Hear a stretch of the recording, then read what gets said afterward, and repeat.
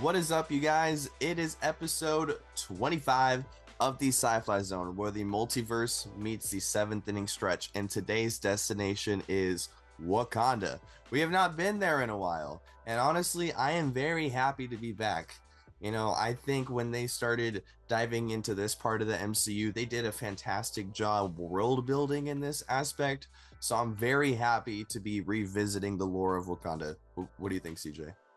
Yeah, me too. I was very excited to hear that they're coming out with this. Wakanda and like the Black Panther projects have been some of my favorite projects in Marvel, I think I could say. Um, so yeah, just hearing that we were going to get even more on like the history in particular and the culture of Wakanda was very exciting. And I don't think it disappointed at all. I really enjoyed this show. I had a great time watching it. Yeah, me too, 100%. So the opening title sequence that the show opens with, it Mm, was awesome. I just want to yeah, mention. it was super cool. It was in like I don't know if it was exactly like cave painting or supposed to be like cave paintings, but it kind of looked like that in a way. I looked it up. It was chalk. Oh, okay. I heard. Yeah. I think I heard people saying that too. Mhm. Oh yeah, because there was one. There was a point in the opening where we see a drawing of the lion actually, and he has a staff and he like hits his staff against the ground, and it like breaks into chalk. And they Yeah. like zoom into that, and it's I really like this. It was a really good sneak peek into how good the animations were going to be in this show.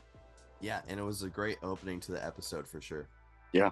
For clarification, this series is canon to the MCU's sacred timeline, as it delves into the lore of the Wakandan regime known as the War Dogs, who are warriors that retrieve lost or stolen Wakandan artifacts that contain vibranium in an attempt to prevent them from falling into the hands of someone who would use them for evil. This series dives into certain events spanning over centuries in the past, highlighting notable Wakandan war dogs that have had very violent and dangerous missions taking place during influential points in real life human history, but in the context of how that story unfolded in the MCU sacred timeline.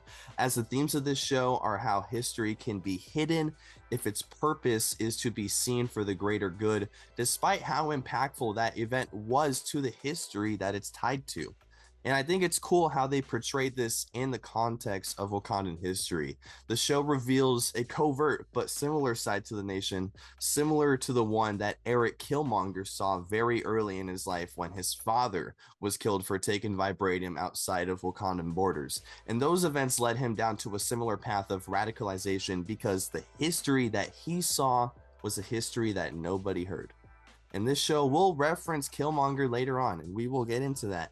But yeah, this show just reveals how committed the nation of Wakanda is to maintaining its hold on vibranium and to the safety of its people, no matter the cost. At least that's what I think the general gist of the show is. CJ, you got anything to add before we get into the juicy spoilers?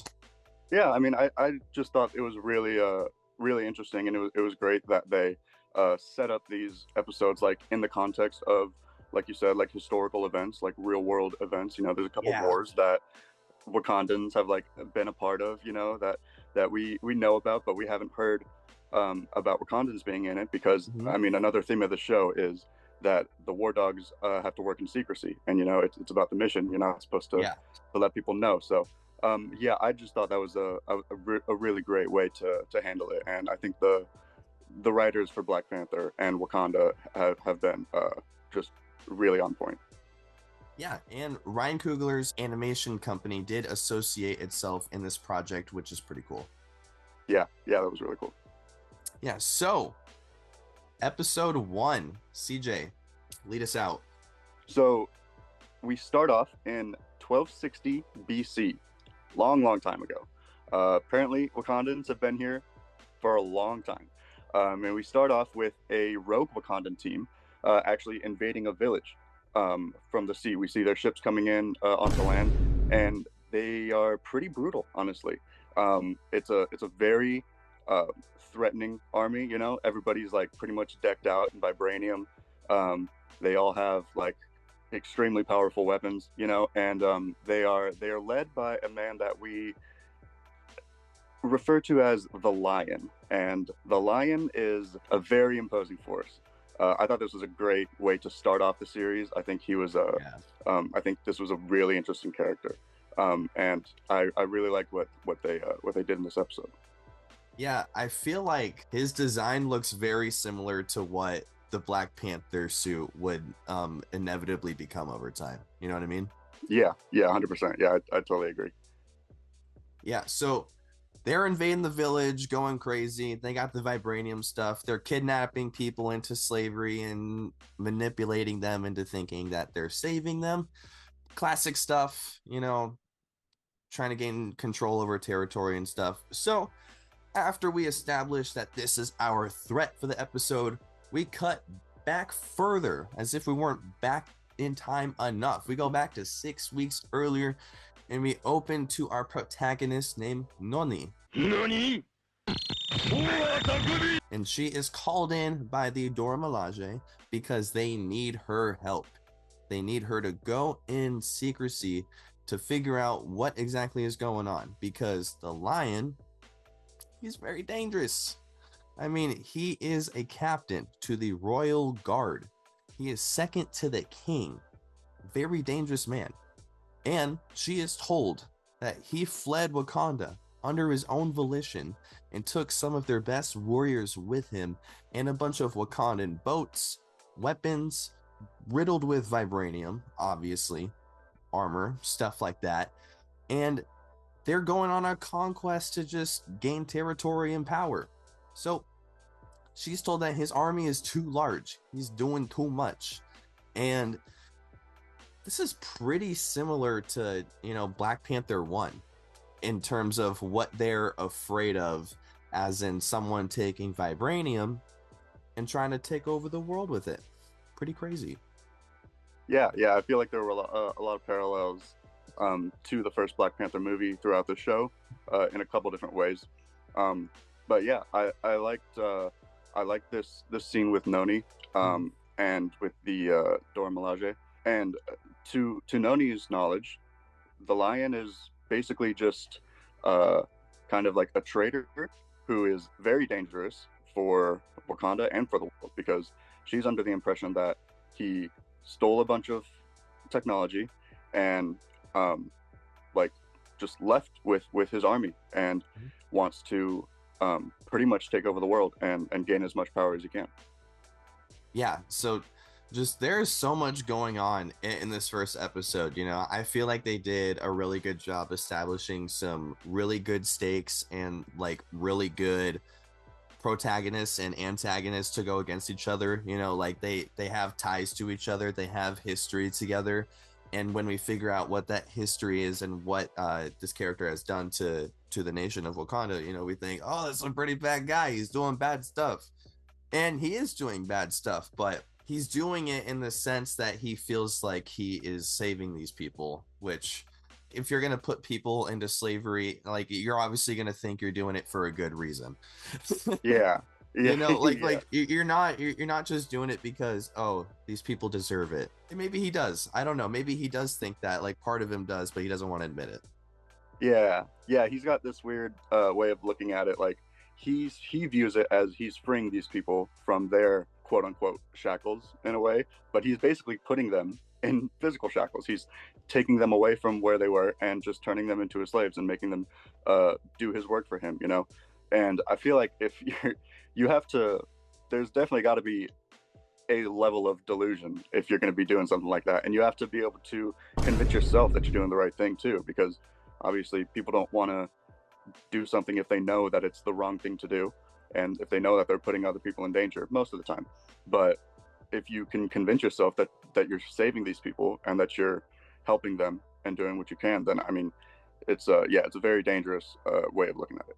Yeah, you know, similar to what Killmonger was picking between at the end of Black Panther 1, like, do I go back in chains and shackles again, or can I end my life on my own terms and not have to rule under anybody else's opinion or authority anymore? And that's what the lion is essentially imposing on these people. Yeah. So pretty crazy. So Nani is hearing all this and she's like, okay, I gotta stop this guy, we gotta go. So she pulls up to their headquarters. It was called their Yeah, headquarters. yeah, Because yeah. a lot of boats. It's Lot. crazy. Yeah. Dude, like, it's either he happened to kill everyone who was on guard watching all the boats at the time, or he is really good at building boats or getting people that build boats. Because there's no way Wakanda let him off stealing that much. Yeah. Yeah. You know what I mean? is crazy. Yeah. But there will be an answer to that later on. So Yes, I will. she's sneaking in, and a couple guards walk by, and she feels really nervous and feels like she needs to like say something to convince them that she is one of them, even though she isn't. So she says, "For the pride of the lion." And the guard's like, "What did he say?" Like, she would have been fine if she didn't say anything, but her nervousness just made her say something, which I thought was funny. Yeah, they didn't notice her at all. They just walked directly past her, completely oblivious. She made it out. She was gonna be fine, and then for some reason she just feels the need to like prove that she's one of them too. Like, hey, nothing to worry about here, nothing to see here. Don't worry about me. We're all good. For the pride of the lion, right? We say that all the time, right? Everybody says that. But hey, one way or another, she gets out. Yeah. Literally, while they're turning around in the midst of their confusion, she sneaks away. Just crazy. But yeah, it's like when you're behind someone and you tap them on one shoulder and then you're on the other side and you're like, no, I'm over here. That's it was exactly like that. So we cut away to the rogue army led by the lion, bringing in a bunch of women from the town that they just sieged, telling them the same thing. You know, we're gonna re-educate you. We're gonna re-inform you of the ways that you have to live by now, and all you have to do is just smile for the king. And obviously the women don't like that. They want to have choice. They want to have autonomy. Yeah. So the girl obviously doesn't want to live by these rules, and one of the henchmen, she says, if you don't live by these rules, we're going to kill you. As I previously stated, if you don't live by these rules, we're going to kill you. That's just the rules of the authority going around. So as the girl is about to kill the other girl who doesn't want to do this, Nani steps in and starts fighting the chick. So they're going at it a little bit and calls them out for gaslighting them, thinking that they're saving them when they're actually just threatening them and making them choose slavery or death. And she starts fighting them, and then she escapes the guards who are trying to attack her, and she lands on a dock platform. And Noni decides to aura farm instead of just fully checking where she's going, and she runs into the enemy army with the general of the army already aura farming her. He beat her to it. Yeah, already ready for her to land on the dock and make an example out of her. It's crazy. Like how could you be so confident that you escaped the army without even seeing where you're landing, and then you see the general who's already ready for your landing standing backwards ready for you? It was such a funny sequence. She's like great. She's trying to run away from there's probably 5 or 6 guards chasing her. She jumps from one boat onto another platform with her back to everything else behind, everything on that boat. She's still facing the guards that she's already gotten away from, and there's 12 or 15 guards staring at her, and the guy in charge of them is just like that super villain kind of guy who turns around in his chair and he's petting a cat.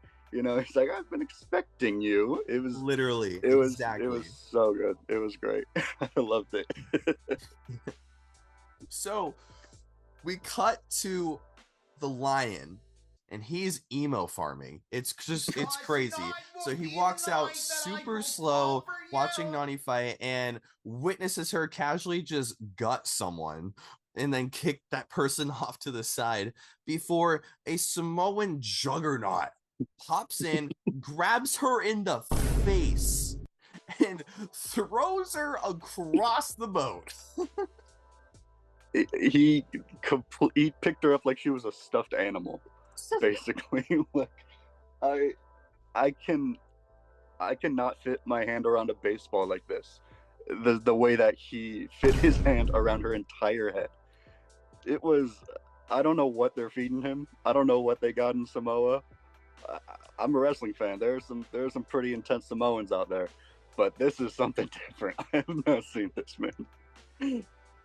It was crazy. So she says to the Samoan Juggernaut, I'm just gonna call him that because he doesn't have an official name in the show because he's just one of the henchmen. Mm-hmm. Says, "Are you willing to die for an imposter?" Which she means a false god or someone who's just impersonating one. And when he hears that, he just proceeds to start throwing other people in his army at her, and they're just flying by. So they just land in the water off the ship. This guy he could basically, they just let him do what he wants. There might be a couple friendly fires in the process, but he'll do what he can. Speaking of friendly fires, he got hit in the head by a tomahawk shortly after this by the same henchman who was threatening that female prisoner. So that was crazy. And then that same henchman gets 2 knives thrown into her by another one of the henchmen. Yeah, Noni was. I mean, she at one point she didn't really have to do anything. You just dodge a little bit, and they're killing each other, and you can just watch. Yeah, like this opening episode was brutal. It was, yeah, and I kind of loved it. Yeah, it was definitely a hot way to start the episode. Yeah, there's so much going on, Yeah. Anyway, she dives into the water after the henchman gets hit by the 2 knives, and she escapes, and she's swimming away and briefly gets her energy back for a little bit. And the henchman who threw the 2 knives that killed the other henchman, he gets a knife thrown into his chest, like without even seeing Noni throw it in the first place. Like she just does it real quick. It was crazy. And so Noni finally shows up to the lion, and he applauds her for just making it this far. It's crazy.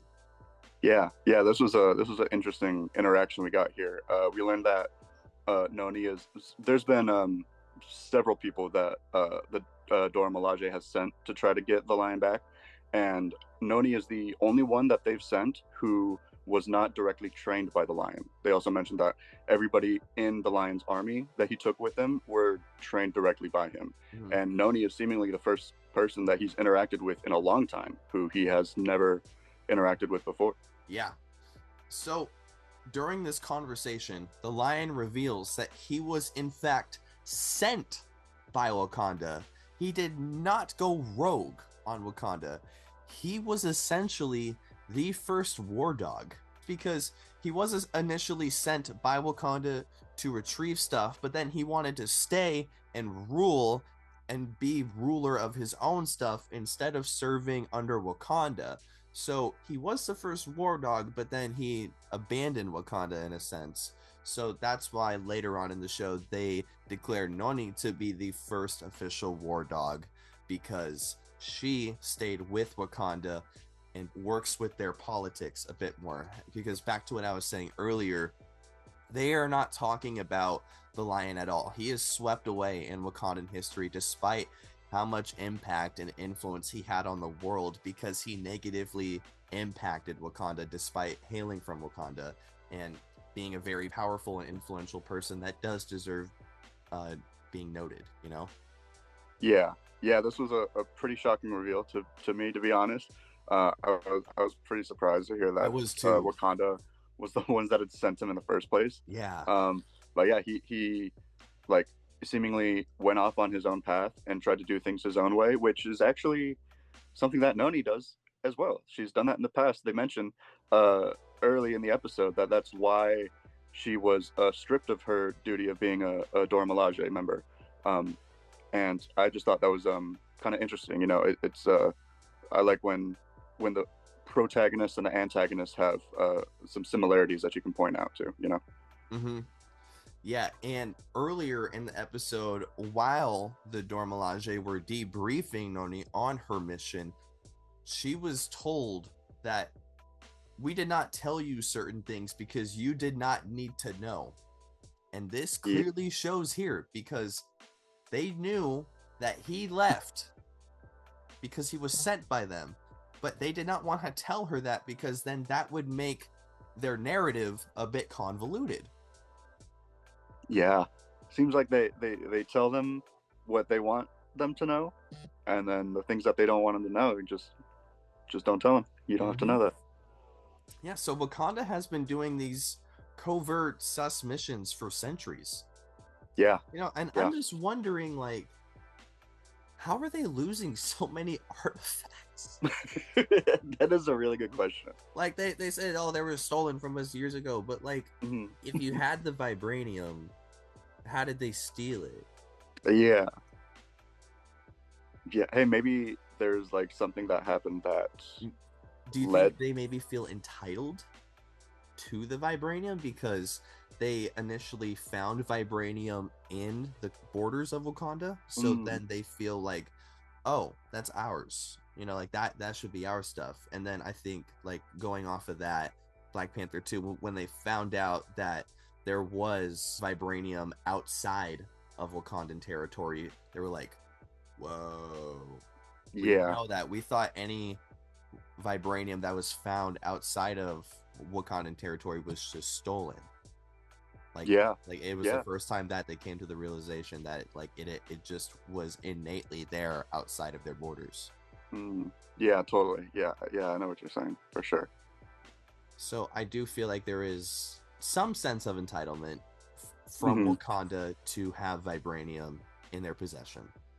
Yeah, it could be that. Maybe it was maybe there was a period of time where Wakanda wasn't super secret and, like, in hiding, and maybe there was a point where they were, like, working with the rest of the world and would like, share the utilities and the resources that they had, but maybe something happened. Maybe there was, like, some disagreements on how to use it or something that led to them trying to basically break away from the rest of the world and, like, kind of do things their own way, and trying to, like, keep the vibranium for themselves to make sure that, like, it doesn't get to the outside world again, and, like, it doesn't it doesn't get in the wrong hands, you know.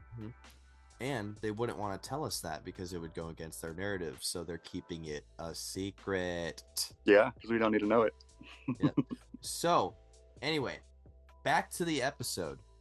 They obviously disagree on their perspectives.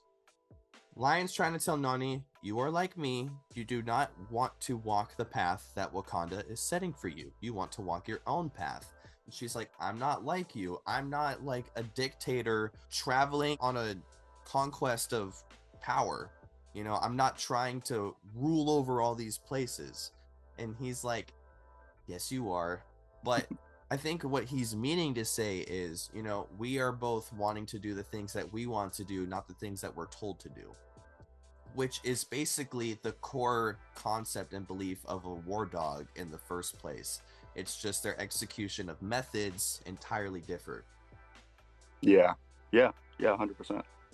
Yeah, so they start fighting, and he's got vibranium shit, obviously. So it's, I don't know, his stuff kind of breaks her stuff pretty easily. Did she not bring vibranium stuff, or does he just have more decked out vibranium stuff? Because he broke her knives. Her knives broke. Yeah. I don't know. Whatever it was that he had, it was definitely working a lot better than what she had. Yeah, but she ends up being able to get it off of his person and use it against him so that she could win the fight. And he doesn't die, at least not initially. Yeah. So he knows that he has lost the battle, but he has not lost the war. You know, he knows that he can still do stuff despite him dying. He, like, his movement can move on outside of him. So he tries to sacrifice himself and kill Noni in the process by blowing himself up. And luckily, Noni gets away just in time. It was a close call.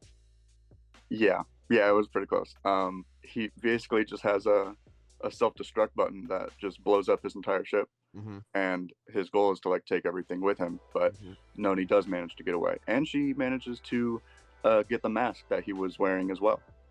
Yep, as kind of like not a trophy, but like a way to solidify the kill, kind of how Obadiah Stane's son Zeke Stane took Ironheart's mask. You know? Yeah, I was thinking the same thing. Yeah. So Noni reports back to HQ saying, "Hey, bro's dead. Kind of a lot of his henchmen are dead. A good amount of the army is dead. So I think we're chilling. We're chilling. Yeah, we're chilling. Cool." But after that, the Dora Milaje are like, "Hey, you did the mission. Want to join back? It's pretty good. We like it." And she's like, "I want to serve Wakanda, but not under the authority of the Dora Milaje. It's just not. It's not my thing. I can't do it. I can't do it." So then they're like, "Okay, welcome to the War Dogs. Yeah. We're in." And then it looks like they pulled their base straight out of the Fantastic Four movie. What is up with that? Yeah. What? Yeah, I saw it too. Yeah, it's a crazy headquarters. Mm-hmm. And I don't know if they were like hiding this from the rest of the people of Wakanda. It seemed like it was the first time that Noni'd seen it. Mm-hmm. But yeah, I mean, this was another really great piece of artwork in this show. All the like the wide shots of the surrounding area of Wakanda were like beautiful. Yeah. And like there was a scene too while they were showing Noni the lion, and their holographic was just sand being poured down with light being showed on it. And it looked way better than an actual hologram, which is crazy. It did. Yeah, it's super cool. They're like, I mean, Wakanda is like so advanced in technology, but I mean, that's an instance where like their advanced technology is kind of just doing something a little more stripped down in a way, like just sand and a light. Like that's comparing that to like a whole hologram. I mean, it looked great. Yeah, but the detail on the poured sand was immaculate. Yeah. So yeah, I'd say that takes us to episode 2. What do you think, CJ? Yeah, let's do it. All right.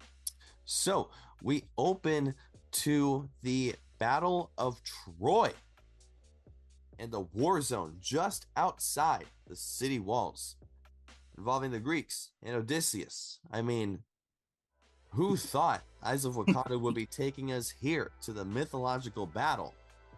It's crazy. Yeah, I never really thought that I'd see the Battle of Troy, and especially the Trojan horse event in a Marvel show. But that's exactly what we got. It starts with Achilles and several soldiers trying to get into Troy, and they use their swords to scale the wall and climb up to the top, where they are met by Trojan guards, and they kind of hold their own for the most part. You know, they're looking pretty good, to be honest. To the point where Troy had to like send in a second wave of soldiers, but seemingly as soon as this happened, and once Odysseus noticed that Achilles and his fellow soldiers had been noticed, he calls for them to retreat immediately. And Achilles is not happy with this. He wants to keep fighting, but he has to follow orders, and so they back down and wait for another day. Yeah, I honestly thought they should have kept fighting too. Yeah, 100%. And with like very few soldiers too. They were heavily outnumbered, so maybe just give them a couple more guys. Yeah. So I bet you're wondering, who's our protagonist here? That is our boy Memnon. Very fun name, Memnon. Yep. So during this fight, he took an arrow to the hand. Pretty crazy. But, you know, just a little spray, all good. Healed it. So Achilles and Memnon are chatting after the battle, and a dude named Pharaoh, who's in the battle, he pulls up to their little TED Talk, and he's like, "Yo, I don't trust Memnon. I've never been one to trust an outsider. I don't like him, and I blame him for today's loss. We shouldn't have lost today, and it's his fault." No. Yeah. It's not. Achilles is like, look, Pharaoh, Memnom's been in our group for 9 years. He's fought with us in countless battles, saved us many times. So you're telling me it's been 9 years and Pharaoh's just walking up? I don't trust this guy. Yeah, Like, what if is he his was, problem? I don't know. If he was in the group for like a couple months, maybe I would get it. But 9 years, like we're 9 years deep into the Trojan War and you're whipping this shit out. Yeah. Yeah, I feel like there's more important things to be focused on than that. Yeah. So, my personal take, at least initially when I was watching it, racist. Mhm. That was my take initially. But as with every show, the plot does unfold. Plot thickens. Yes. Thank you. So, Odysseus is like, look, I did some prophesizing. Let me cook with this Trojan horse idea really quick. They're not going to see it coming. We're going to do the thing. So, let's go.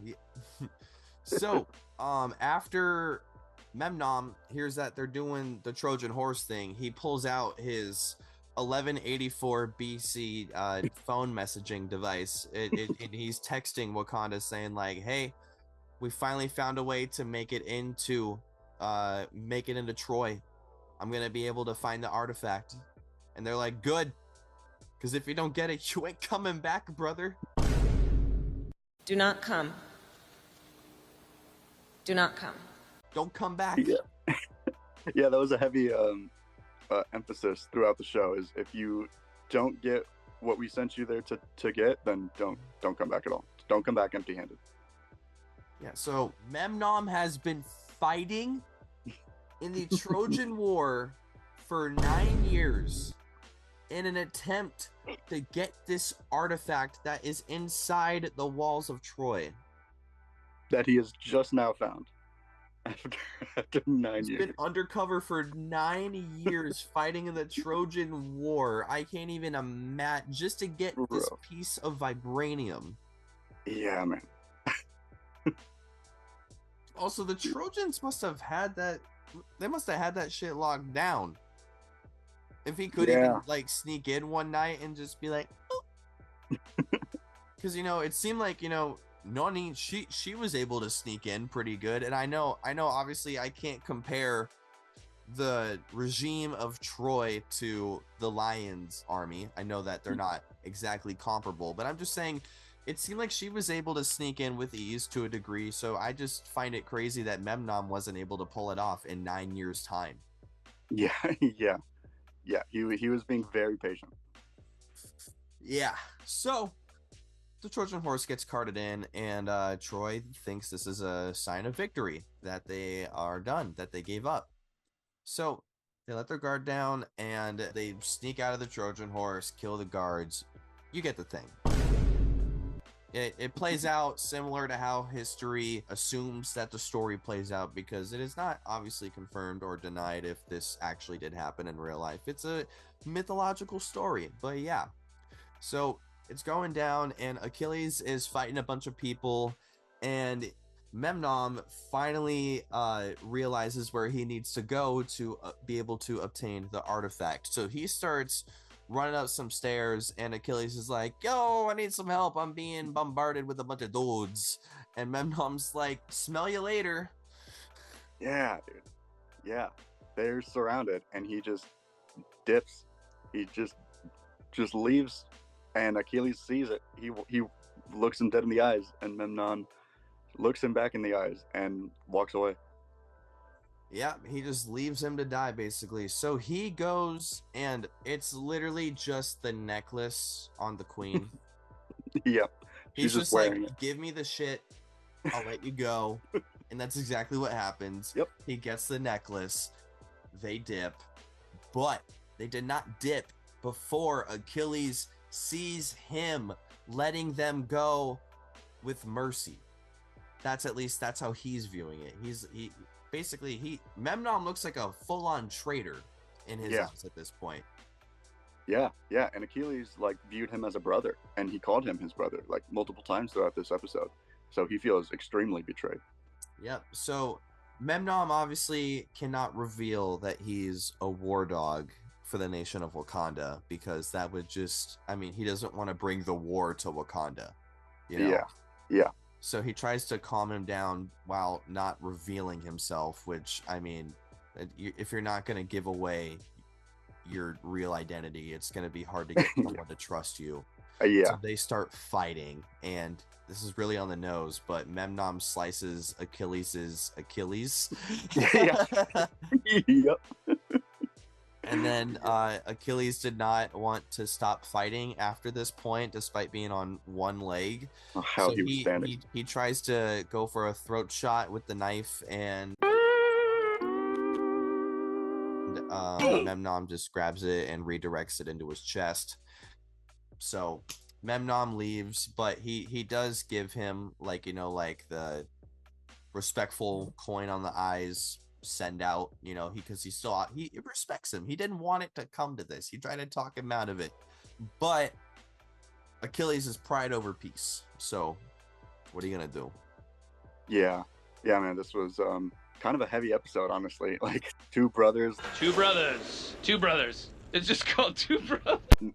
Memnon had mentioned earlier in the episode, like, hey, who's gonna be there to like put the coins over your eyes, you know? And it turns out that it was him, but it was because of what he had to do, you know.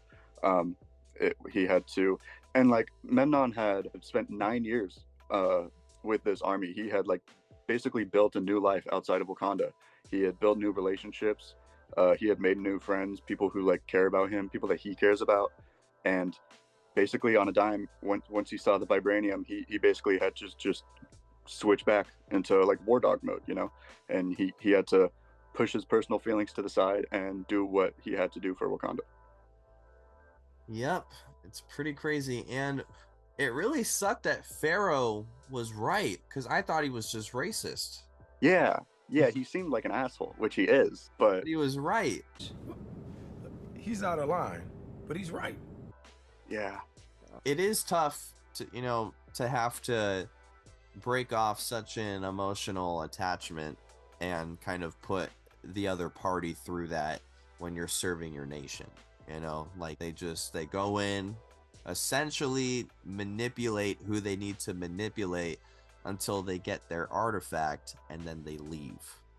Yeah, and it seems like the head of the war dogs, or the people that are like sending them out on these missions, are not really concerned about like the personal effect that it has on these people. We never hear them like ask the people when they come back about like anybody they met.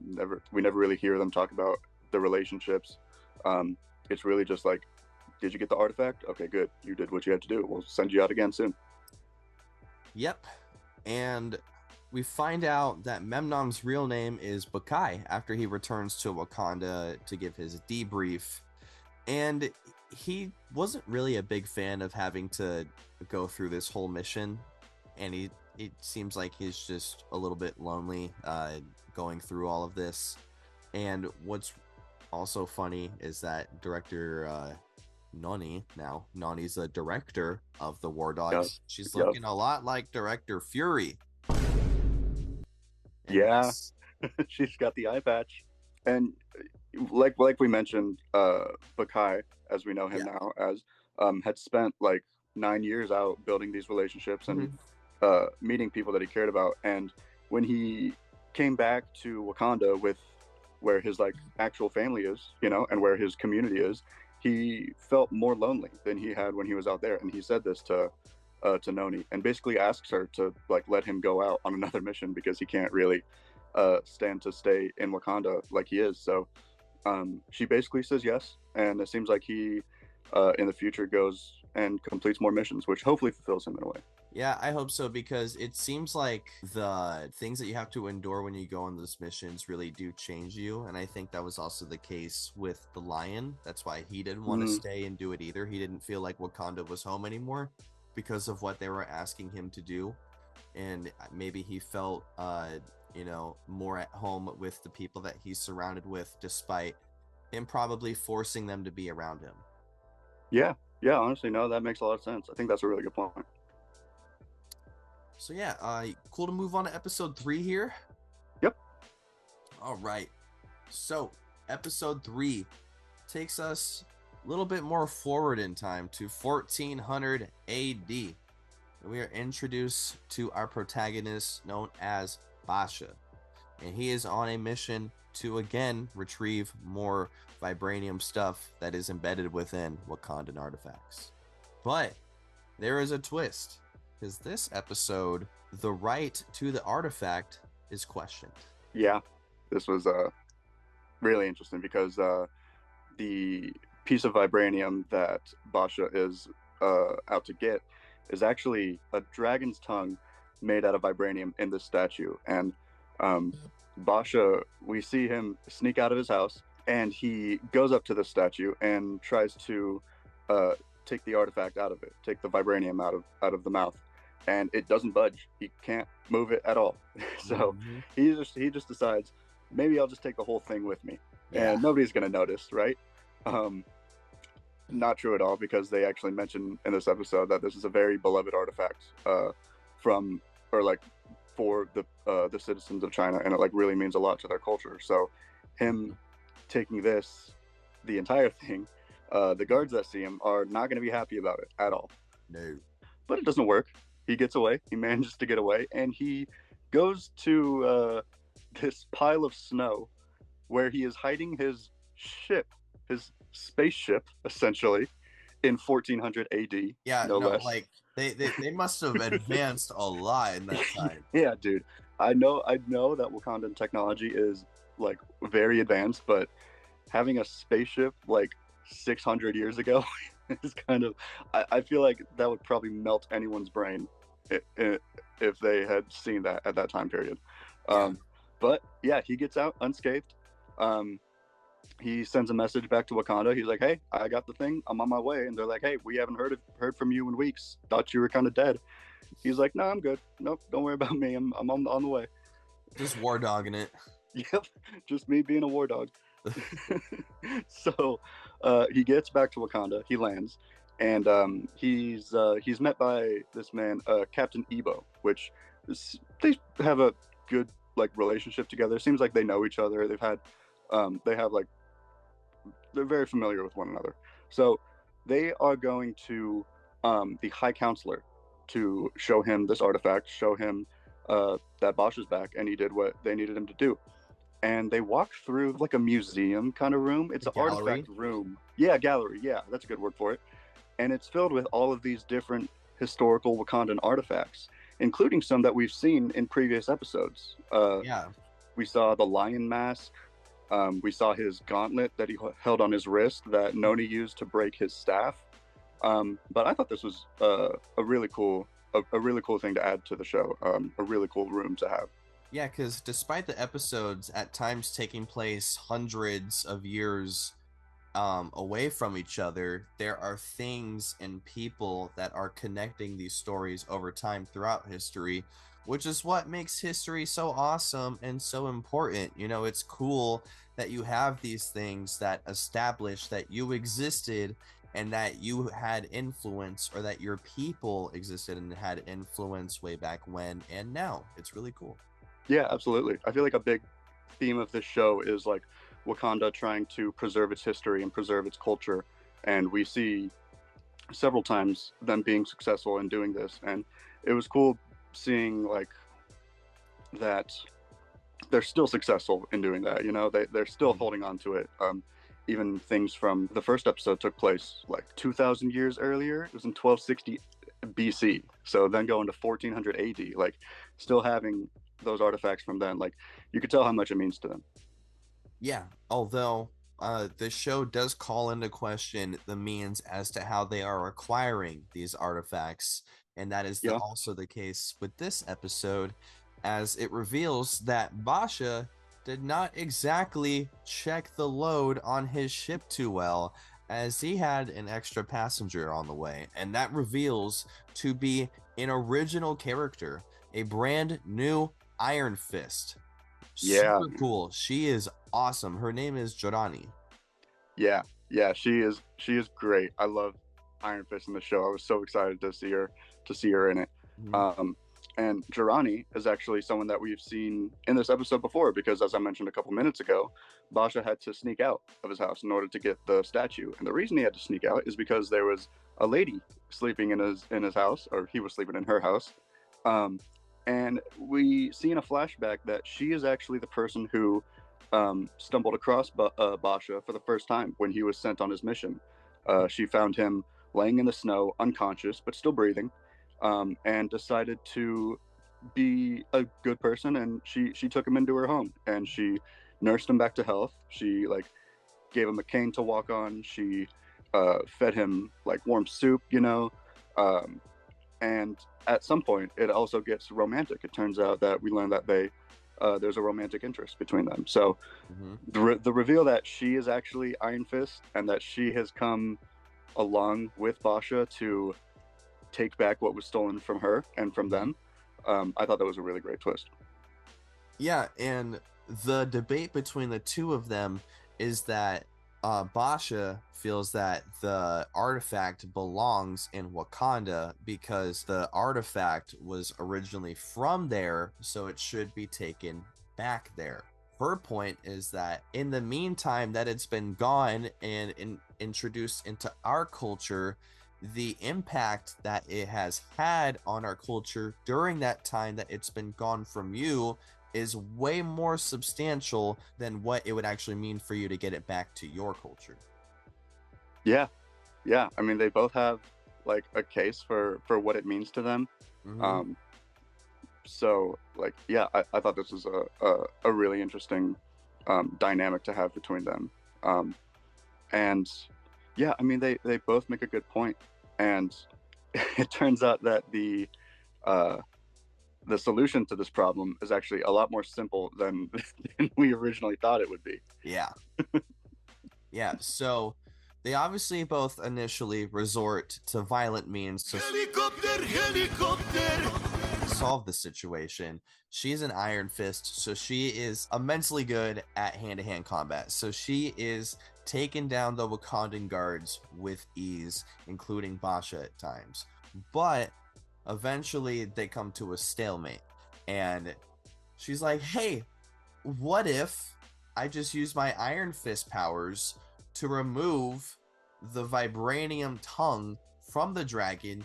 You get your vibranium, I get my dragon. And he's like, huh. Didn't know that was an option. Huh. Okay. Yeah. So, obviously, they don't want to reveal that they actually allowed someone to sneak into Wakandan borders, because you know how they are about their freaking borders. So, one of the higher-ups walks in and notices the mess after all the fighting. And he's like, what the hell happened? And luckily, Basha is very quick on his feet, and he says, this was all a training exercise. It's like they pulled a card from the CIA. It's crazy. All part of the plan. Don't worry about it. No questions asked. Yeah. So Captain Ebo, the great Captain Ebo, he decided to dress up with this mask. He holds up the Iron Fist mask that Jorani was holding, and he put on this mask and this whole getup, and he wanted to test our defense to see how good we are at handling a foreign infiltrator, and he proved that we need to work our defense a little bit. There's a lot to work on. Yeah, and he was really committed to the role. He even threw me around a little bit, and I realized the damage was a little bad, but we realized that we need to improve our defense, and that is all thanks to Captain Ebo. And he's doing this all while hiding Jorani behind a door. Yeah. So and the High Council loves it. He eats it up. He's like, oh, wait, why didn't you just say that? Captain Ebo, great job, man. You did so good. How would you like to go out into the field? You want to become a war dog yourself? Sir, yes, sir. This was a good ending to the episode. I'm happy for Captain Ebo. Glad that he got his flowers, because he was put through a lot from Basha in this episode. Yeah, because Basha kind of screwed him over, but then helped him out at the end. So Yeah. it was good. And then Jirani gets her artifact, they get their artifact. It shows a little bit of improvement on everyone's end to show that just a little bit of communication can solve this issue rather than a bunch of violence, which is all that the Wakandans seem to resort to when they need their artifacts. So it's nice to see a bit of a transition from that and a step in the right direction. Yeah, I thought this was a really nice alteration to what we had seen in previous episodes. I thought this was a really great episode. I enjoyed it a lot. Yeah, and it also just it proves like, just a quick chat can do a lot.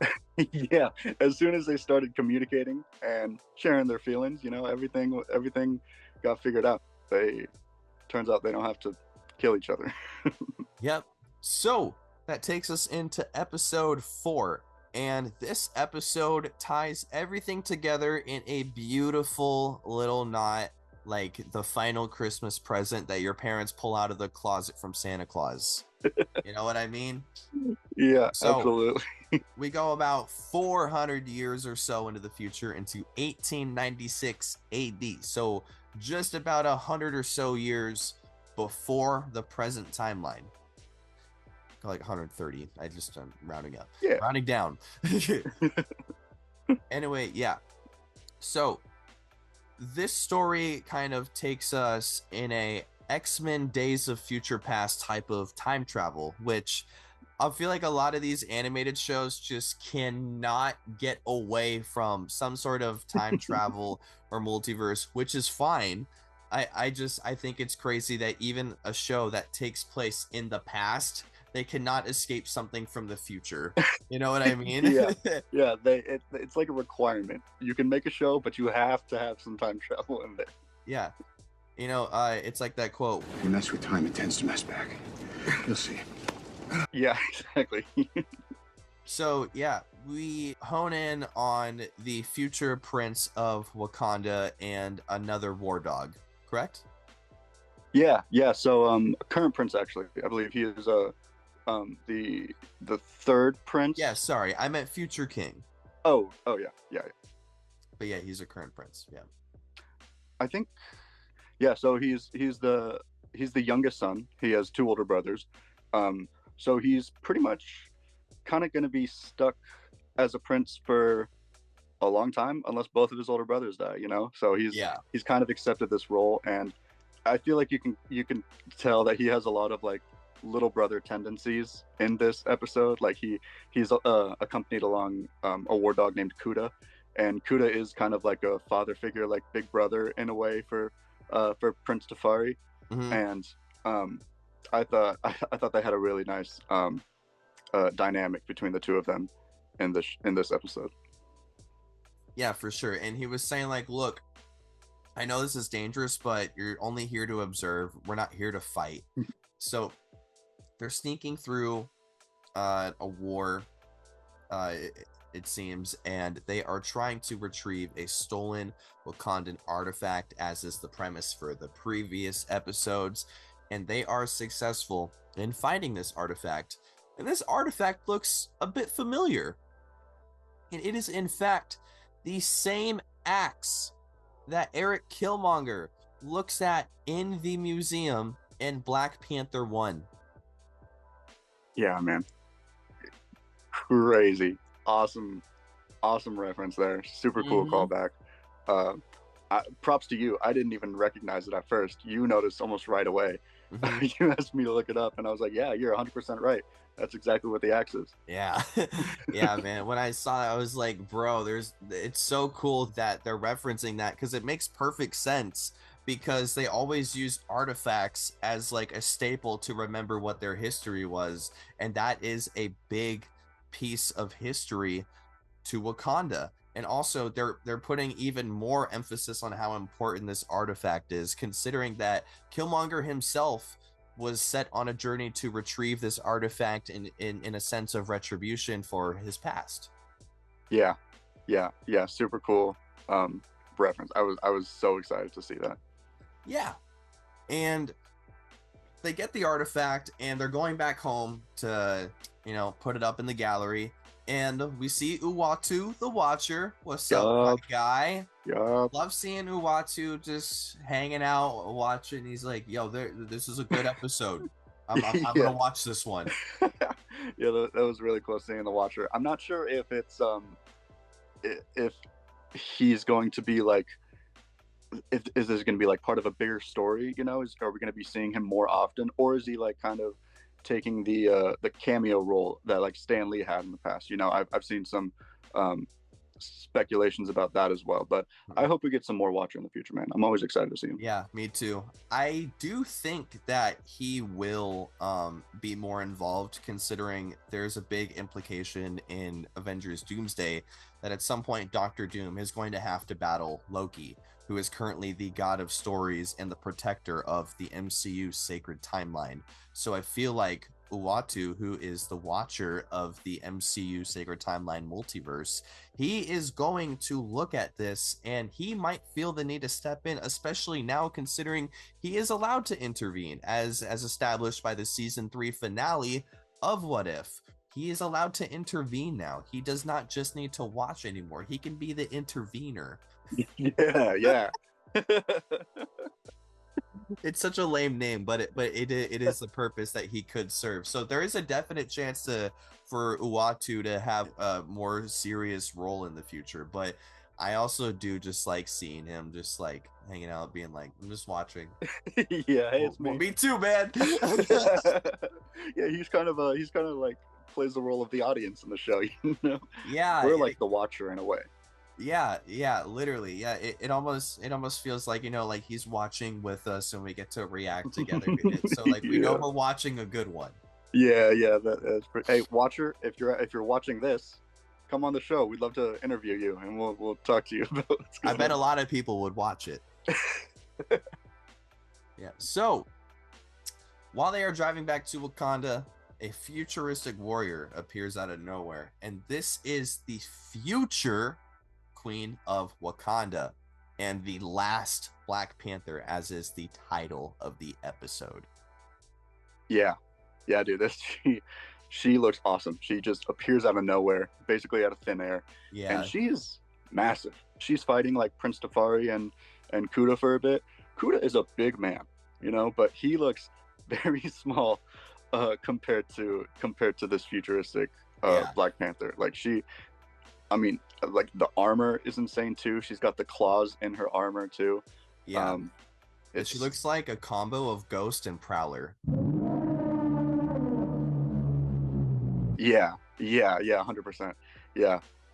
Also, the little fun fact about this character, she is voiced by a woman named Anika Noni Rose. Noni, sound familiar, was the name of the first character in the first episode. I thought that was kind of cool. Yeah. She also voiced, this is a random fact, off point, this weird fun fact about me. She voiced Tiana from the 2009 Princess and the Frog animated movie, which is my favorite princess. Tiana's been my favorite princess. So I was really excited to see that she was in the show, and she did great. She had a great role. Yeah, dude, show some range for the type of characters that she's able to portray vocally. 100%, yeah. Yeah, so she says, hey guys, guess what? I'm from the future, and it does not get better. Yeah. It does not get better. So, how far into the future are we talking about? We're a cool 500 years in the future. And what happens is these beings from the edge of the galaxy, known as the Horde, invade Earth. And Wakanda is given the decision, do we step in and help the world defend themselves against the Horde, or do we stay in hiding and protect ourselves only if absolutely necessary? And I want you to just take a guess on what Wakanda did. In the future, you're correct. They did not help. Yeah. So, because they did not help, the rest of the world perished, and because the rest of the world perished, the rest of the world was not able to help Wakanda. It's kind of like that quote. They went for this group of people, I didn't say anything. They went for this group of people, I didn't say anything. And now they've come for me, and once you go for me, help me. Yeah. Yeah, exactly. Yep. So literally the queen of Wakanda and her closest people in her group, like 3 or 5 people, they are all that's left. And they use the last bit of energy and technology that they have to go to the past to warn the prince and Kuda that they are the thing that sets off the chain reaction that sends us to this apocalyptic future because of this artifact that they found inside of the grandfather clock that was in the house in the war zone. Yeah. So turns out they have to either put the artifact back and finish their mission empty-handed, which, like we mentioned, is something you can't do as a war dog. It's not acceptable. Do not come back if you come back empty-handed, you know. Yeah. But if they don't, and if they can complete their current mission that they've been sent on, then they're basically dooming the rest of the world. And there's 500 years from now, there's not going to be anything, you know? Yeah. So they kind of have to decide between, are we going to like do what we were sent to do and like help ourselves, or are we going to help everybody and like help the world, basically save the world, you know?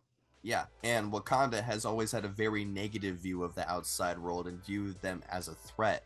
So, to the eyes of the elites of Wakanda, these two going against Wakanda and choosing the world would just be crazy to them. But they're being told that if they do choose the world in this circumstance, then the world will be saved along with Wakanda. So, in a sense, it is actually choosing Wakanda when you're not choosing Wakanda. Yeah, totally. So, they decide to go on the mission. We need to return the stuff. Yeah, and it goes kind of bad, actually. It doesn't really go it's very not well. an easy trip. Kuda actually gets stuck under rubble, and like these cement pillars fall on top of him, and he's doing everything he can to push it off, and nothing's budging.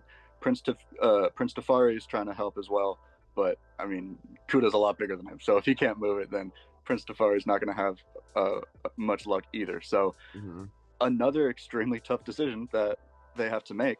Kuda basically says, look, there's not enough time for you to save me and to complete the mission, so go. You have to go and do what you have to do. And Tafari makes the tough decision to do what he says. He listens to his orders, basically. And he goes back to the grandfather clock that he found the artifact in the first place. And he opens the clock. He sets it to 9 o'clock on the dot. And once that happens, the case opens and he puts the artifact back. And he does all of this while the futuristic Black Panther, the last Black Panther and the Queen of Wakanda, is fighting off the Horde in her own timeline. And there's a portal that the Queen would use to go from her timeline into the 1890s where Tafari and Udo are. And she fights off this Horde. As Tafari puts the artifact back, the portal closes, and Tafari still has time to go back and save Kuda. He runs back. He's able to get the rebel up now, and Kuda is saved, and the world is saved. Yeah, he's able to have his cake and eat it too. Exactly. Yeah. And he helps up Kuda, and he manages to.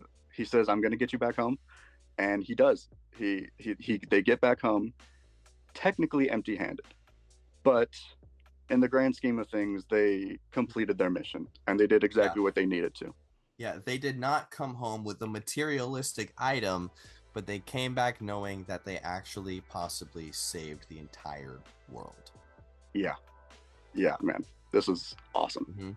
This is so cool. Yeah, I do think that it is a really nice message. I mean, obviously, the stakes of the situation made them choose the world over Wakanda, but I do think that it is a good message to not always blindly follow the leaders that are giving you your orders, and you should definitely like do a double take and be like, what are my actions actually doing? What are the consequences of what we're doing, and what does this mean for myself, who I represent, and who's being affected by what I'm doing? Yeah, 100%. He's following his own path, you know? That's kind of the theme of this show. We've talked about it in the previous episodes. Noni did the same thing. Basha did the same thing. Memnon did the same thing. Like, it's a consistency throughout the show. And I thought that was a really great through line. And I thought, actually, this isn't the very ending, because we have a couple more scenes when they get back to Wakanda. Mm-hmm. And Tafari is hanging out with Kuda in a lobby, basically, just talking. And Kuda is like congratulating Tafari and thanking him basically for what he did and the sacrifice that he made. And he says that you basically saved history. And even though nobody will really be able to get to know, and they won't know that you were the one who did it, because that's what the War Dogs do. They have to work in secrecy. And Tafari tells him that it's not important. The glory isn't that's not why he did it. He did it because the mission is what's important. Yeah. And he says, I just wish we could see the future that we fought for. Mm-hmm. And then it cuts to the only live action scene in this show. Mm-hmm. And we see Killmonger standing in the museum, admiring the artifacts. Yes, sir. Wow. So cool. Really good. Yep. So, in conclusion, due to the heroics of the past Wakandans, they have saved us from a possible future of death and destruction, because the vibranium has fallen into the right hands and history has been set on its correct path. Yeah. So, overall, I liked it a lot. I do think they did a good job keeping the themes of the episode consistent, or the themes of the show consistent throughout all of the episodes. And I think they did a really good job also varying from them a little bit and showing the consequences of different ways to go about these goals, and how overall what the truly right way to go about it is, and what results best for not only the nation of Wakanda but the world. Yeah, absolutely. Well said. Yeah, I thought it was great. I thought the through line of the show and like the message was great too. Mm-hmm. Like Wakanda putting all of this weight and care into like preserving their history and seeing how long they've really been doing it. And for as long as they've been around, it's always been like pretty much the same goal, you know, like preserving their culture and preserving their history, but they've done it in very different ways over time. You know, we had like obviously the Battle of Troy and like the Battle of Ethiopia. Mm-hmm.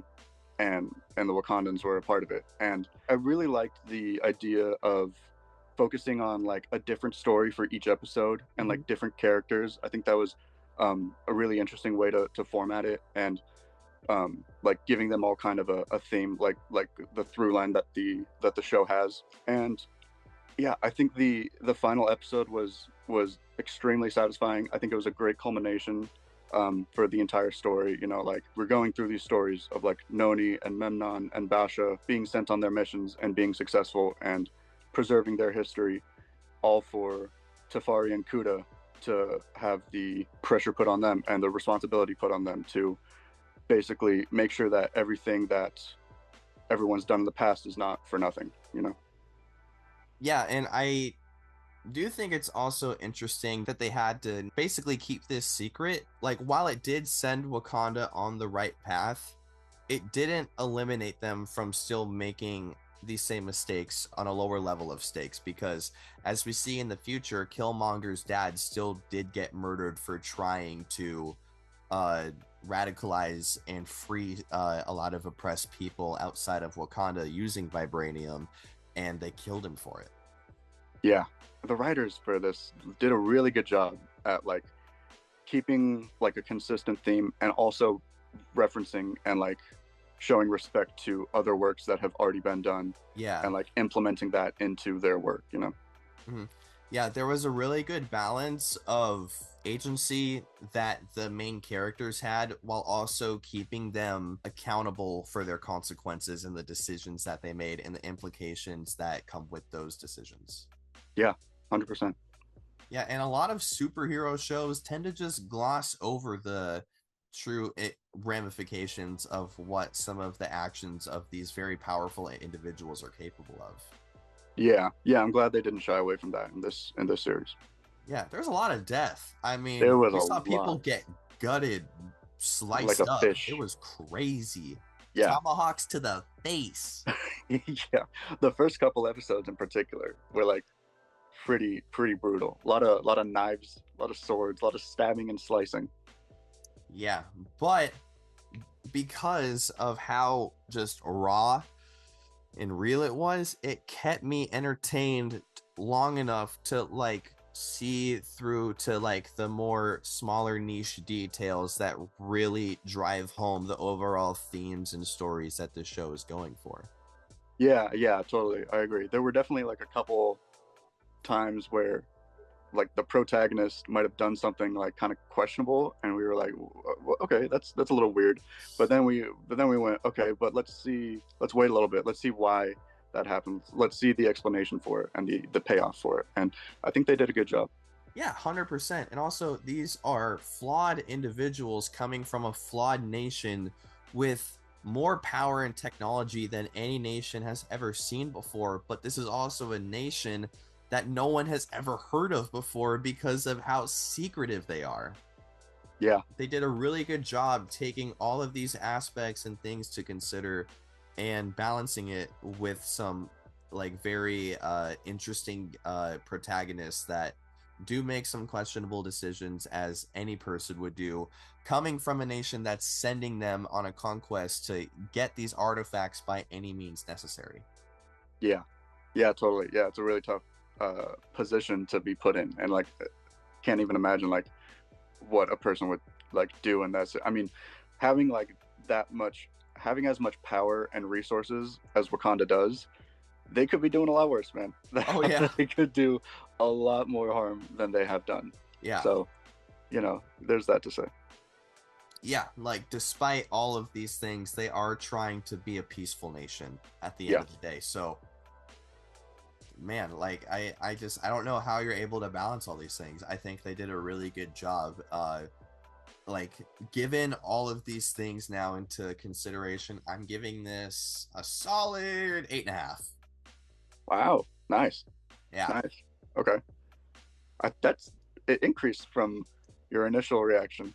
Yeah, initially I was around an 8, but I'm around an 8.5 now, just because it was also a little short. I would have liked some more episodes. It was only 4 episodes, but I think overall it did its job in driving the narrative that it wanted to home, and also giving us a really yummy taste into the lore that is Wakanda. Yeah, I thought it was great, man. I had such a good time watching the show. I was like either invested in the story the whole time, or I was just like mesmerized and shocked by like how beautiful the illustrations were and like how great the animation was. It was fantastic. Yeah, like the sounds were great too. The audio, the visual, the story was great. I love the themes. I love the consistency of the movie and the writing. I love the intro that we talked about early on with the chalk drawings. Yeah, man. My least favorite thing about this show is that it was only like 2 hours long, which if your issue with the show is that it wasn't enough of it, then that's a pretty good problem to have, I think. So yeah, I think I give this like an 8.5 as well. 8.5, 8.6. Beautiful. Good job, Marvel. Keep up the good animation. Yep, please do. Yeah, so that wraps us up today for the Sci-Fi Zone episode 25. If you enjoyed it, please subscribe, drop a like, drop a comment. And if you have any topics that you would like us to discuss, we will. We are happy to engage in what viewers are interested in, as we would like to make this a really good community here. So yeah, and it just doesn't have to be Marvel. It can be DC, Star Wars, baseball, whatever you guys want. So yeah, thank you guys so much for watching. This has been the Sci-Fly Zone, and please tune in next time. Thank you for watching. Later.